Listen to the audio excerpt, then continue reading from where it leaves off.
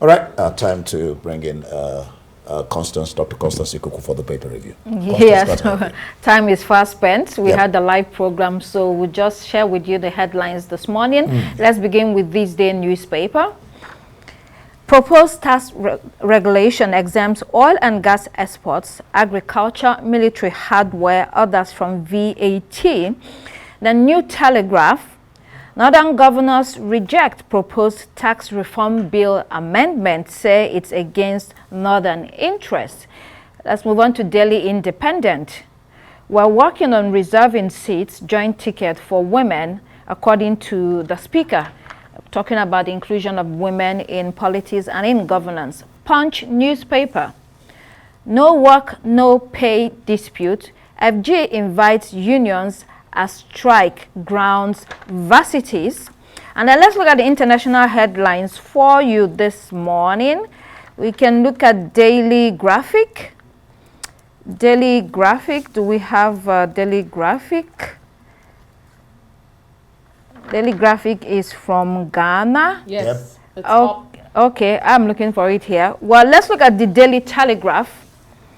Tech giants ignore... Daily Graphic is there. Yes. No, let's move on to Daily Telegraph. All right. Tech giants ignore harm to children while profiting from them. Technology companies are complaining about how the tech giants are making money and not thinking about the welfare of children. The Citizen South Africa, GNU, learn from the past. The Government of National Unity is being advised to learn from the past to make sure that it works. The Guardian, budget vow to rebuild broken, not beaten NHS. Yesterday, UK Prime Minister Sir Keir Starmer was talking about plans to reform the NHS. And then let's go back to this day. Let's bring in our guest, Chuks Akona. He is the Executive Director of Authority newspaper. Chuks, what do you think about all these exemptions of tax, VAT, in the new 2024 tax reform bill? Yes, thank you very much for having me. We saw the governors, Northern Governors forum meeting yesterday in Kaduna and rejecting the tax reform bill. According to the governors, because the new tax reform bill, targets what they call a derivation. It means that where companies are located is where they will generate the value added tax from. And what the Northern governors surmise is that because several companies that operate in Nigeria are headquartered in the south, so the fear is that the southern states will get a chunk of the value added tax. And this is very, very unfortunate because we're talking about 1914 amalgamation, 110 years after Nigeria, Northern and Southern protectorates were amalgamated. We're still talking about the North-South divide in the affairs of Nigeria. And the interesting thing is that they keep saying North. The interest is against the North. So is this one country? It should be about Nigeria. Whatever are the concerns or the problem, it should be about Nigeria. What is your thought on their own take and their leaning? Yes, it's about the North versus the South. Don't forget that even Nigeria ought to gain her independence in 1957, but the North pulled out and said no, that we're not yet ready for this. So I think we have to actually make deliberate efforts to unite this country, because as things are, we still see ourselves from that narrow prism of North versus South, South versus North. And this is not how to build a country. That's why we've not made the kind of progress we desire to make. And then if you look at these governors who are talking about North versus South, I like what the Sultan told them, Sultan of Sokoto, who is the leader of Muslims in Nigeria. He spoke about the menace of out-of-school children in the North. He spoke about governors in the North, not just in the North, not taking advice from persons. They feel that they are governor and they know it all. The Sultan said that you cannot know it all. Nobody can know it all. So when people like them, like he himself, criticizes government, they should see it from the point of that this man is a partner in progress. He wants the best for the country. So right. The North, they have several things to gain from, like landmass, you can talk about agriculture. So it's not enough to blame the South or President Tinubu for happenings in the North. They also need to, roll their sleeves, and hit the ground running. Okay, let's look at that story from Delhi Independent on reserving seats for women and joint tickets. Sometimes this is, being viewed as a favor that is done to women, when in actual fact, women have a lot to contribute if given the opportunity to do so. Yes, we've always talked about women, men, women, men, women, and in fact, in Nigeria, and as in most parts of the world, women are very, very disenfranchised. Women are marginalized. If you look at even America, the U.S. itself, when did women start voting in the U.S.? As recently as 1960s.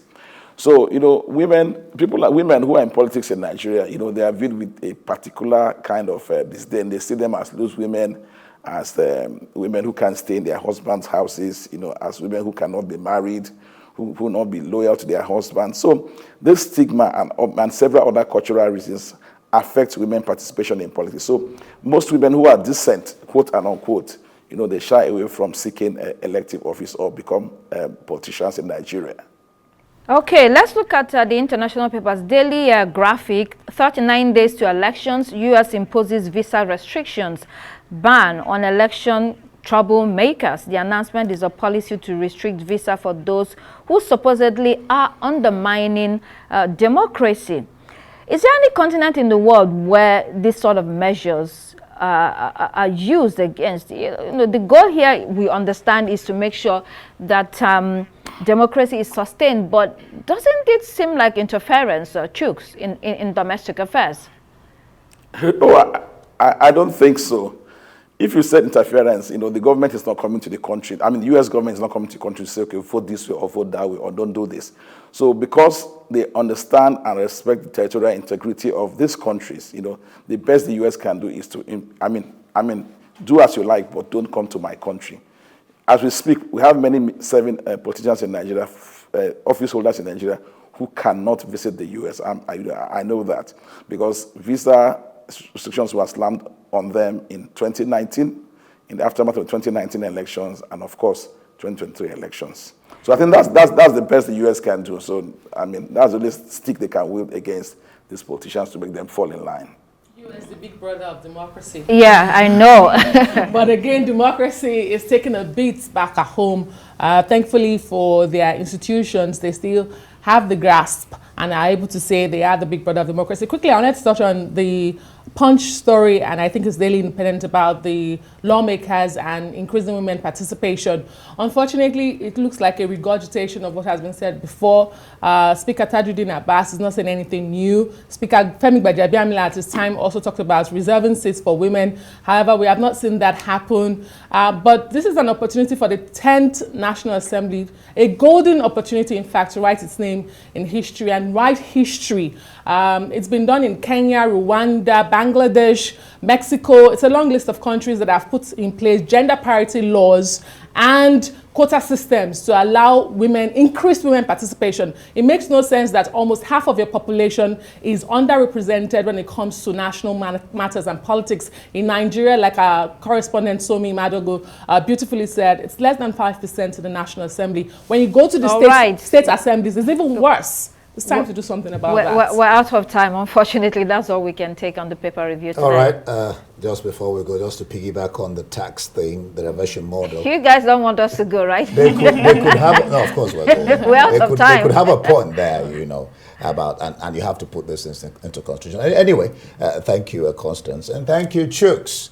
Sorry, the time wasn't so much because we had some issues. We had some live programs to do. Yeah. All right, that's it on Daybreak this morning. The morning show is next. I am Ndi Amogo, thanking you for watching. Thanks for being with us this morning here on Daybreak. I am Nkechi Nana.